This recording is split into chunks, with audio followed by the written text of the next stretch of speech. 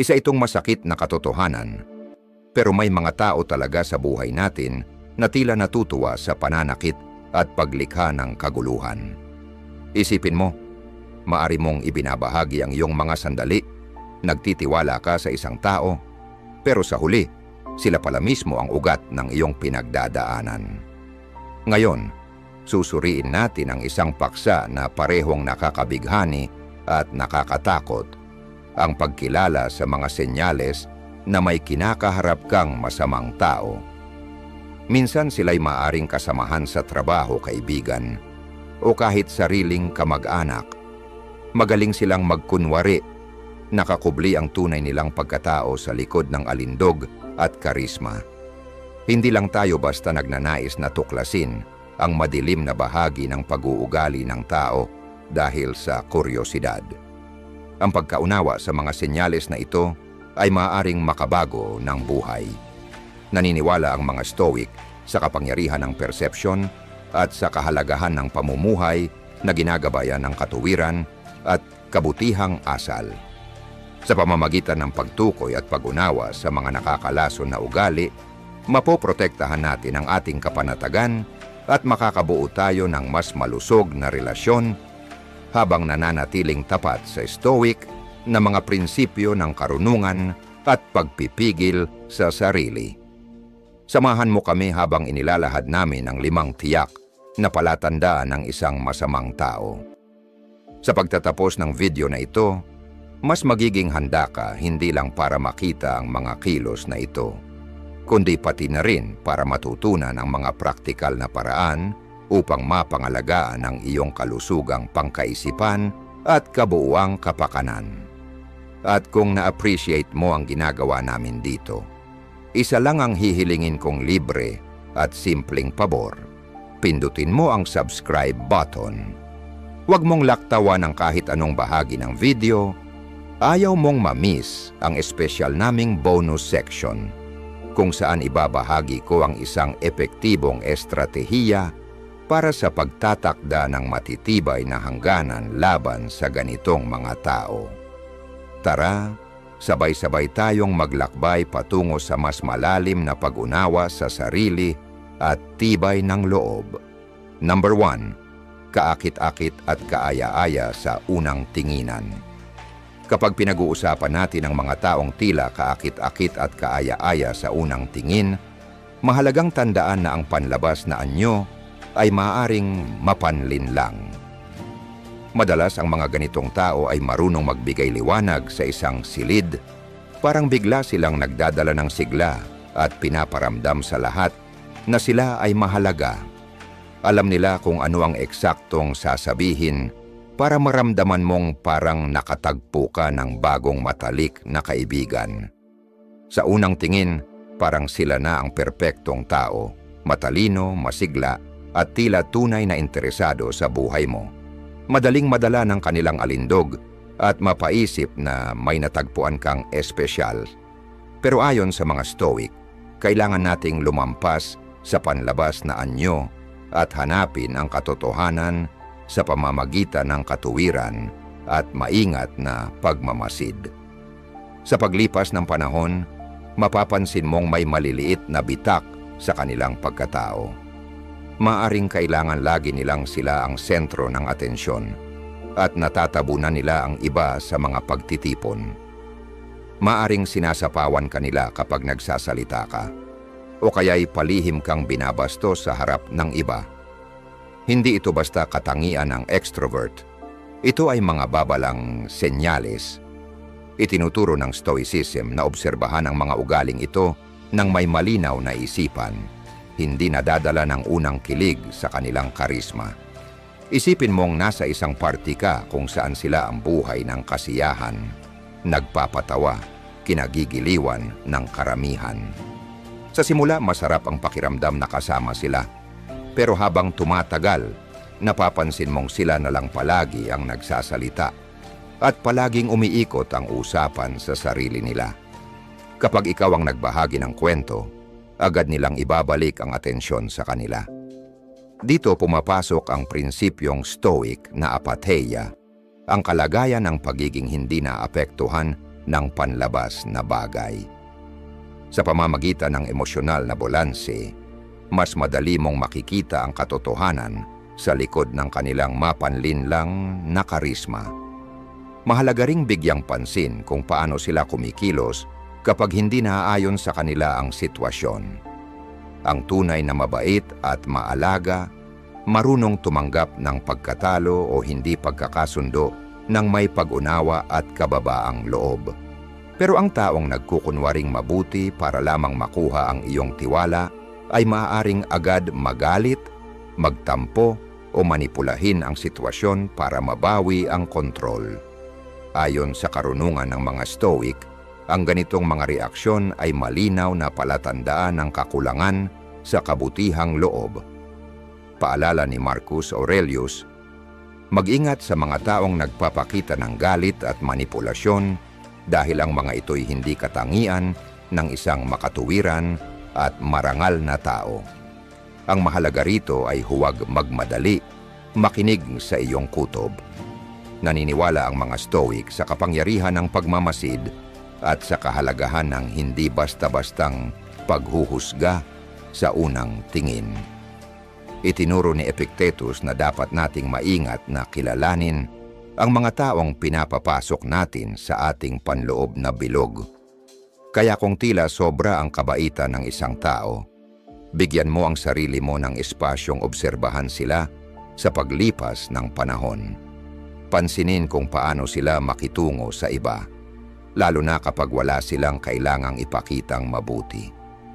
Doon lumalabas ang tunay na ugali ng isang tao, sa kilos na hindi para sa papuri o pansin.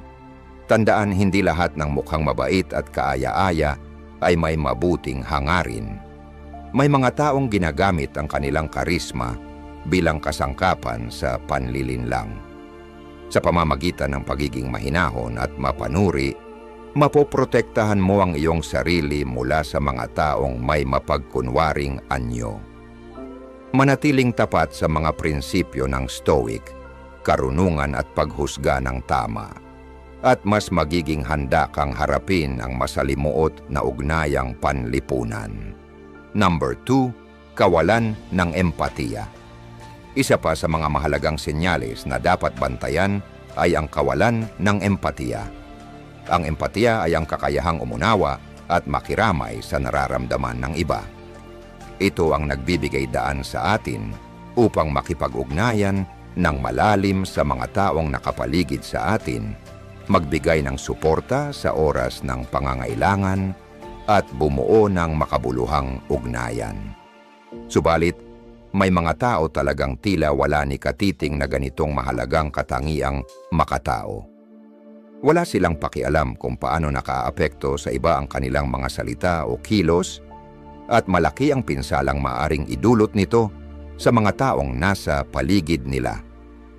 Para sa mga Stoic, mahalaga ang habag at pag-unawa bilang mga pangunahing birtud. Madalas banggitin ni Marcus Aurelius ang pagkakaugnay-ugnay ng sangkatauhan at ang pangangailangang isaalang-alang ang kapakanan ng iba bilang bahagi ng ating sariling kabutihan. Kaya kapag may taong hayagang walang pakialam sa damdamin ng iba, isa itong seryosong babala.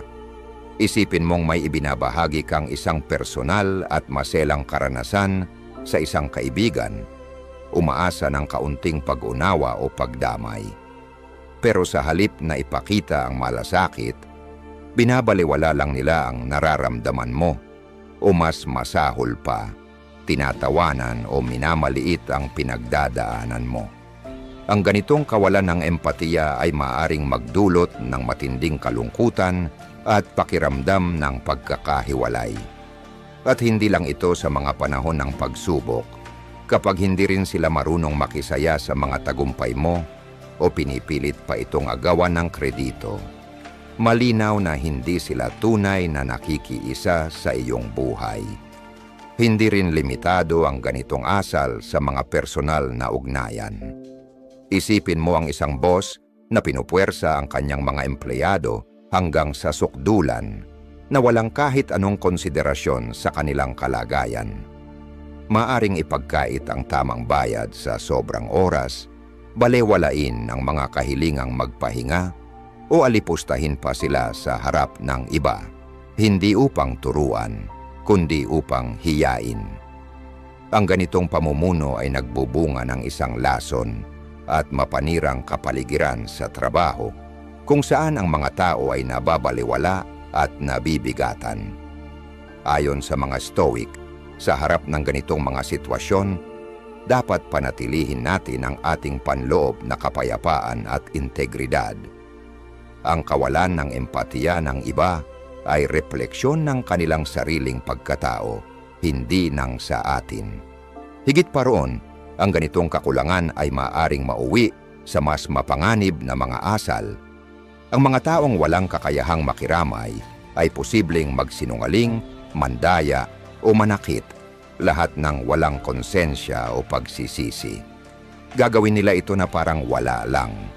Binigyang diin ni Seneca, isa ring Stoic na pilosopo, ang kahalagahan ng kabaitan at katarungan.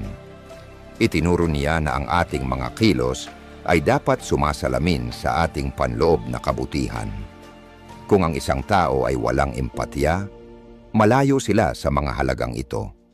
Makikita rin ang kawalan ng empatya sa maliliit na bagay sa araw-araw. Halimbawa, may mga taong palaging sumasabat sa usapan para lang magkwento tungkol sa sarili, walang pakialam sa sinasabi ng iba, o hindi man lang nagbibigay ng tulong kahit halatang halata ang pangangailangan. Sa una, maaaring mukhang simpleng kakulangan sa galang lang ito.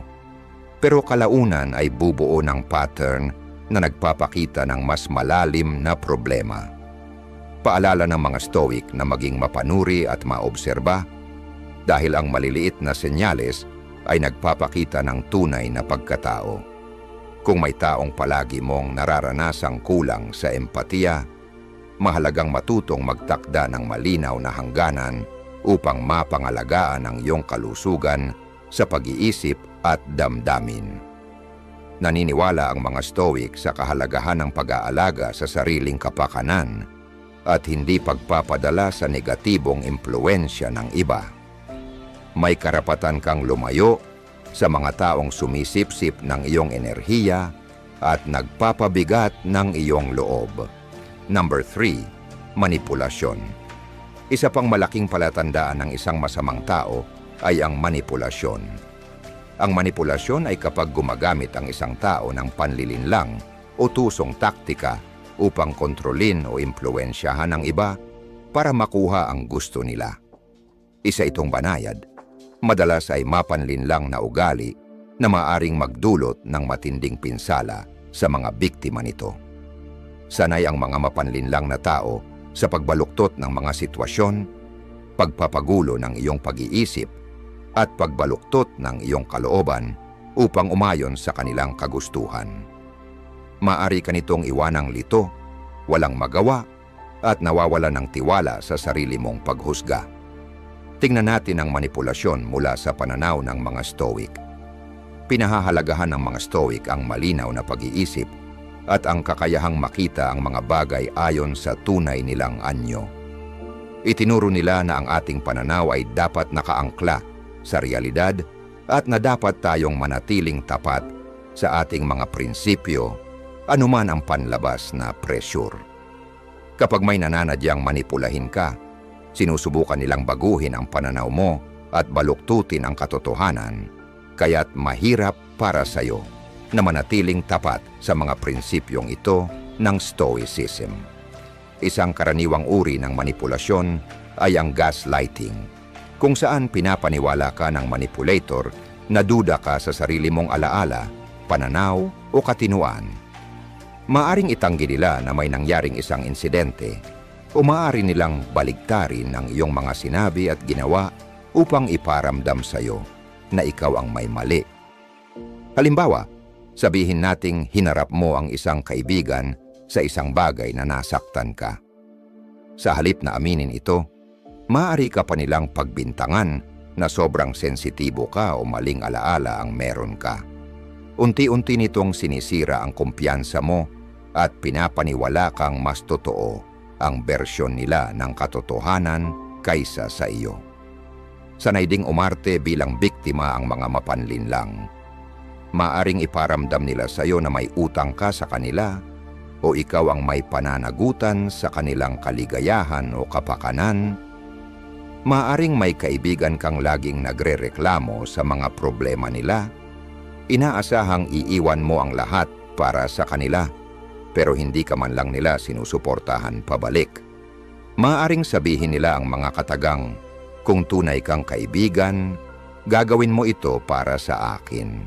Kaya napipilitan kang sumunod kahit ayaw mo.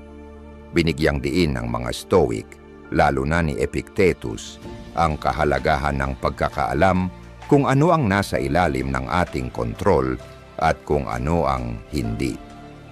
Hindi natin kontrolado ang kilos o emosyon ng iba. Ang tanging kaya nating kontrolin ay ang ating tugon. Isipin kung paano gumagamit ng papuri o charm ang isang manipulator para makuha ang gusto nila. Sa una, maganda ang pakiramdam. Baka purihin ka nila ng paulit-ulit at iparamdam sa iyo na espesyal ka. Pero mapapansin mong may kapalit ang mga papuri nila. Pupurihin ka lang nila kapag may kailangan sila sa iyo o kung gusto nilang may gawin ka para sa kanila. Dahil dito, pakiramdam mo may utang ka o kaya kailangan mong umayon sa inaasahan nila upang manatili ang kanilang pag-ayon o pagmamahal. Ipapaalala sa atin ng mga Stoic na ang tunay na kabutihan at halaga ng sarili ay nagmumula sa loob, hindi sa pansamantalang pagpapahalaga ng ibang tao. Ang manipulasyon ay maaari ring magpakita sa anyo ng pag-iisa o isolation. Maaring subukan ng isang manipulator na ilayo ka sa iyong mga kaibigan at pamilya upang lalo kang umasa sa kanila. Maaari nilang sabihin, wala namang pakialam sa iyo ang mga kaibigan mo, o ako lang ang tunay na nakakaintindi sa iyo. Ginagamit nila ito para madali kang kontrolin dahil wala ka ng ibang sandigan kundi sila. Naniniwala ang mga Stoic sa pagpapanatili ng matibay at makabuluhang ugnayan sa kapwa dahil kinikilala nilang tayong mga tao ay likas na panlipunan. Ang isolation ay laban sa prinsipyong ito dahil pinapahina nito ang ating suporta at pinapalala ang ating kahinaan laban sa manipulasyon. Isa pang anyo ng manipulasyon ay ang pinansyal. Maaring umutang sila ng pera at hindi ito bayaran o kontrolin ang iyong pananalapi upang hindi ka maging malaya. Halimbawa, isang kapareha ang maaring insisteng siya ang humawak ng lahat ng pera sa relasyon at kailangan mong humingi ng pahintulot bago gumastos. Dahil dito, nagiging mahirap para sa iyo na umalis sa relasyon o maging independyente. Hihikayatin tayo ng mga Stoic na hangarin ang pagiging self-sufficient at malaya upang hindi tayo madaling maimpluwensyahan o makontrol ng iba. Mahirap tukuyin ang manipulasyon, lalo na kung may pagmamalasakit ka sa taong sangkot. Itinuturo sa atin ng mga Stoic na maging mapagmatyag at mapanuri upang makita ang mga bagay ng malinaw at kumilos ng may integridad. Kung pinaghihinalaan mong may nananadyang manipulahin ka, humakbang palayo at suriin ang sitwasyon ng may pagkamakatwiran. Inuuna ba nila lagi ang sarili nilang pangangailangan kaysa sa iyo? Palagi ka bang pinaparamdam na may kasalanan ka o na hindi ka sigurado sa sarili mo? Sinusubukan ba nilang kontrolin ang ilang aspeto ng buhay mo o ilayo ka sa iba? Mahalaga ang pagtatakda ng malinaw at matibay na hangganan sa mga manipulator at panindigan ito. Magsalita ng malinaw at may paninindigan tungkol sa kung ano ang tatanggapin mo at kung ano ang hindi. Tandaan, may karapatan ka sa sarili mong iniisip, nararamdaman at ginagawa. Paalala sa atin ng mga Stoic na bagamat hindi natin kontrolado kung paano kumilos ang iba, kontrolado natin ang ating tugon. Sa pagpapanatili ng ating panloob na lakas at kalinawan, mapoprotektahan natin ang ating sarili laban sa masasamang epekto ng manipulasyon at mananatiling tapat sa ating mga pinahahalagahan. Number 4. Pag-uugaling kontrolado. Isa sa mga pinakakitang-kitang palatandaan ng isang masamang tao ay ang pag-uugali ng pagkokontrol. Higit pa ito sa simpleng mga hilig o kakaibang ugali. Ito ay tungkol sa isang tao na nagtatangkang mangibabaw sa bawat aspeto ng iyong buhay, na nag-iiwan ng kaunting espasyo para sa iyong sariling autonomiya at desisyon. Madalas itago ng mga kontroladong tao ang kanilang ugali sa ilalim ng pagpapakita ng malasakit o pangangalaga, ngunit sa ilalim ng lahat ng ito, tungkol pa rin ito sa kapangyarihan at kontrol.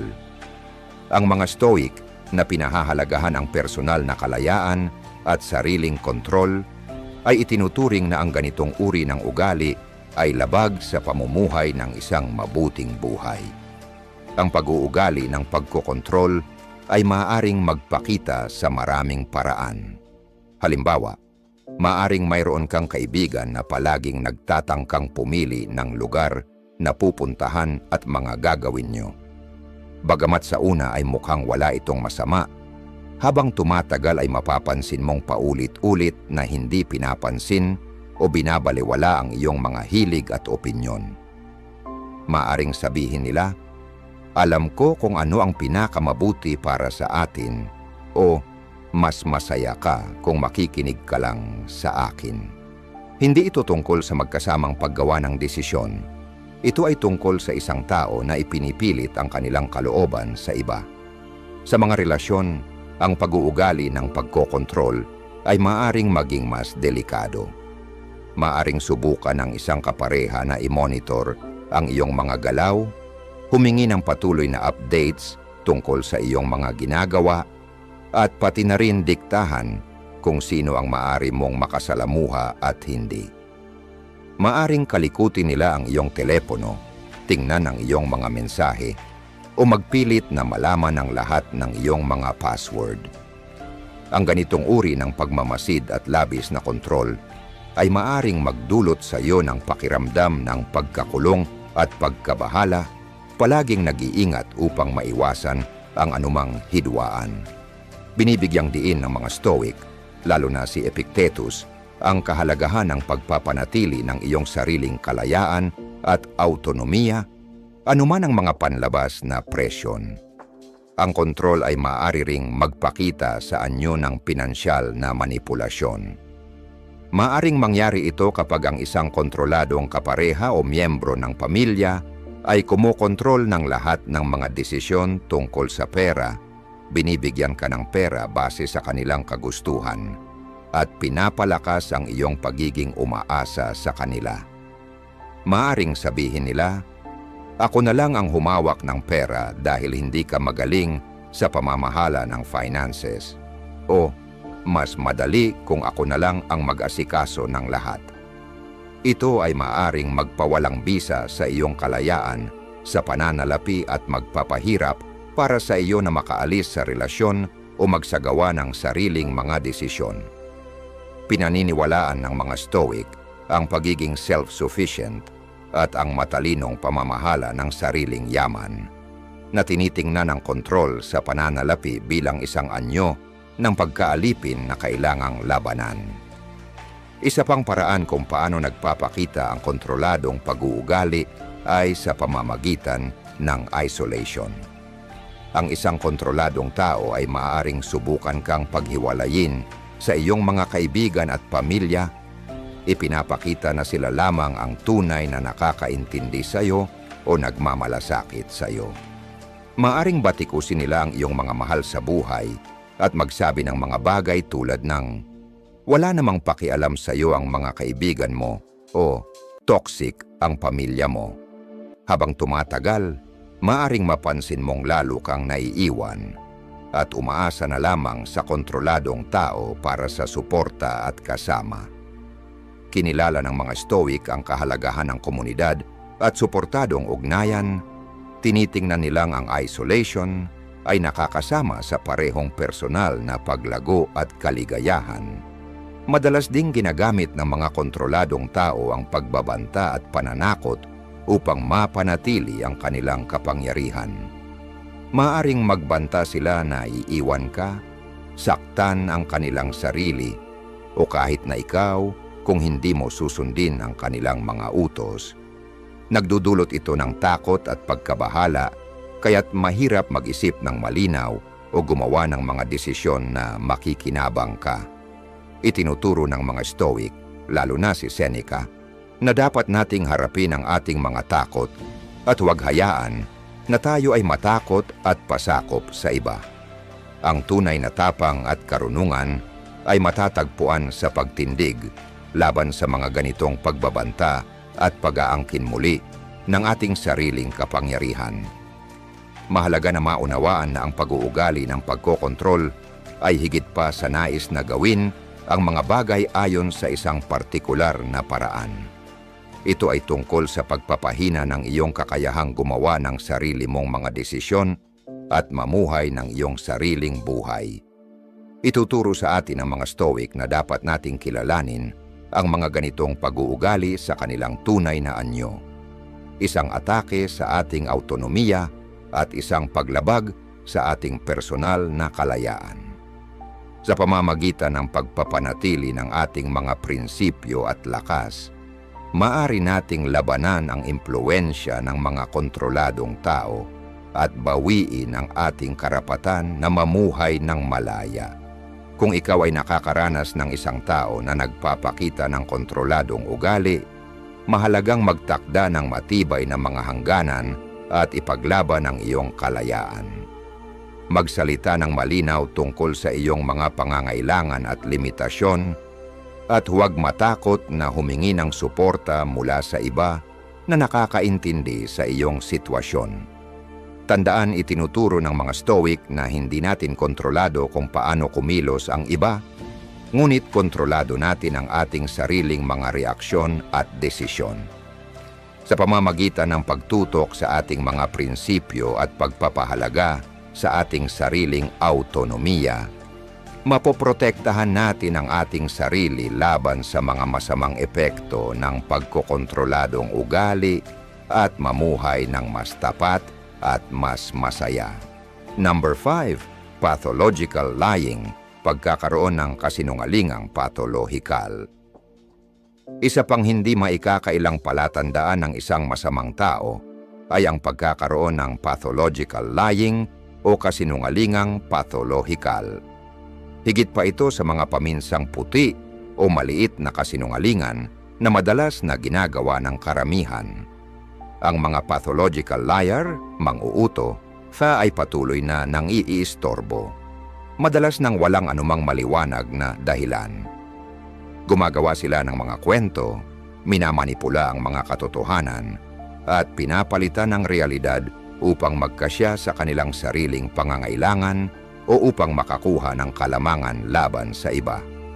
Ang ganitong ugali ay maaaring magdulot ng malubhang pinsala sa mga relasyon, pinapalakas ang pagkawasak ng tiwala at lumikha ng isang sapantahan ng mga kasinungalingan na mahirap masolusyonan. Pinahahalagahan ng mga Stoic ang katotohanan at integridad sa lahat ng bagay.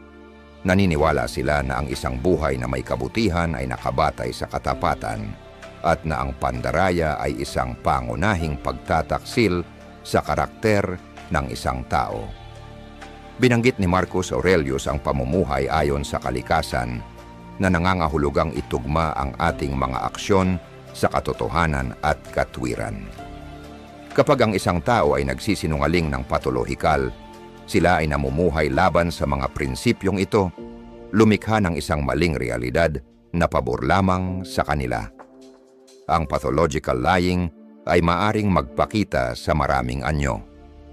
Maaring magsimula ito sa mga maliliit at tila hindi nakakapinsalang kasinungalingan, tulad ng pagpapaganda ng isang kwento upang magmukhang mas maganda o mas kawili-wili ang kanilang imahe. Habang lumilipas ang panahon, maaring tumaas ang mga kasinungalingang ito, tinatago ang mga pagkakamali o maling ginawa, at minamanipula ang iba upang makamit ang kanilang mga layunin.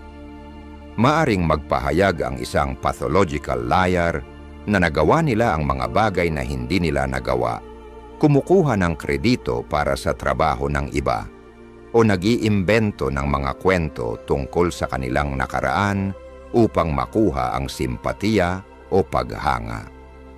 Ang patuloy na pandaraya ay nagdudulot ng isang baluktot na pananaw ng realidad kung saan hindi mo na matitiyak kung alin ang totoo at alin ang imbento.